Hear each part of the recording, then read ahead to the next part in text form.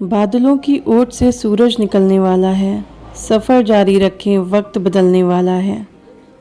नमस्कार दोस्तों, स्वागत है आपका हमारे चैनल लेट्स लर्न अगेन में।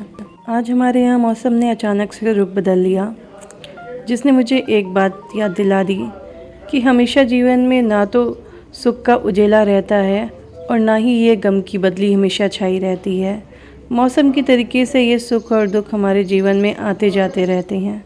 इसलिए जब कभी भी आप घनघोर अंधेरे में हों, जब कभी भी आप बहुत सारी परेशानियों में हों, तो घबराइए नहीं। बस याद रखिए कि ये दिन भी मौसम की तरीके से अपने आप चले जाएंगे। मेरी हर सुबह यही कोशिश रहती है कि मैं अपने हस्बैंड और बेबी से पहले उठ जाऊं, ताकि मैं अपना प्राणायाम, योगा और स्टडी का मॉर्निंग स्लॉट कंप्लीट कर लूं। पर आज मेरे उठने के थोड़ी देर बाद में ही मेरा बेबी भी उठ गया, इसलिए मेरे हस्बैंड उसको मेरे पास लेके आते हैं। क्योंकि जैसे छोटे बच्चे सारे करते हैं कि उठते ही उठते उनको माँ चाहिए होती है, जैसे हम सब भी अपने बचपन में करते थे, तो मेरा बच्चा भी वही करता है। वो भी उठते उठते सीधे मुझे ढूंढता है, 10 से 15 मिनट तक मेरी गोद में रहता है, मुझसे दुलार लेता है और फिर उसके बाद में अपने दिन की शुरुआत करता है। पर मुझे पता है कि अगर मैं इसको अभी मॉर्निंग में नहीं सुलाऊंगी, ये 6 साढ़े 6 का ही सुबह का टाइम है, अगर ये इसी टाइम से जग जाए तो मुझे मॉर्निंग का टाइम ये स्टडी नहीं करने देगा। इसलिए मैं कोशिश करती हूँ कि इसको सुला पाऊँ तो सुला दूँ, ताकि 1-2 घंटे ही सही मैं अपनी स्टडी कर सकूँ। क्योंकि पूरा दिन जब तक कि ये सोएगा नहीं, तब तक कि मैं बिल्कुल भी नहीं पढ़ पाऊँगी। इसलिए मेरी कोशिश रहती है कि मैं इसको सुला सकूँ। इसलिए मैं अपने उसी काम में लग जाती हूँ, ताकि थोड़ा सा ये और सो जाए, ताकि मैं अपनी स्टडी भी कर लूँ।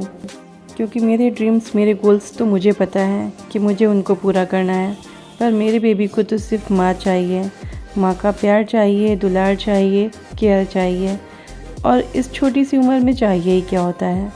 पर मुझे भी ये पता है कि पूरा दिन मेरा ऐसे ही निकल जाएगा, इसकी केयर करते हुए, घर का काम करते हुए, और मैं पढ़ नहीं पाऊँगी।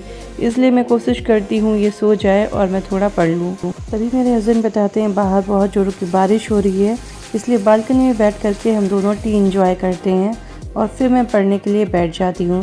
क्योंकि जब तक कि मेरा बेबी सो रहा है, मैं जितना पढ़ सकती हूँ पढ़ लेती हूँ, और उसके बाद में उसके साथ में खेलते खेलते घर के काम भी कंप्लीट करने होते हैं, इसलिए वो काम मैं बाद में करूँगी। तो मॉर्निंग के टाइम पे मैं यहाँ पे मैंने एक ऑनलाइन बैच परचेज़ किया है। एक्चुअली मैंने नहीं किया, मेरे भाई ने किया है। वो लैपटॉप से पढ़ते हैं और मैं मोबाइल से। वैसे तो मेरे सिलेबस का सारा ही नोट्स मेरे पास है, क्योंकि शादी के पहले मैंने ऑफलाइन कोचिंग की थी, तो सारे नोट्स मेरे पास हैं।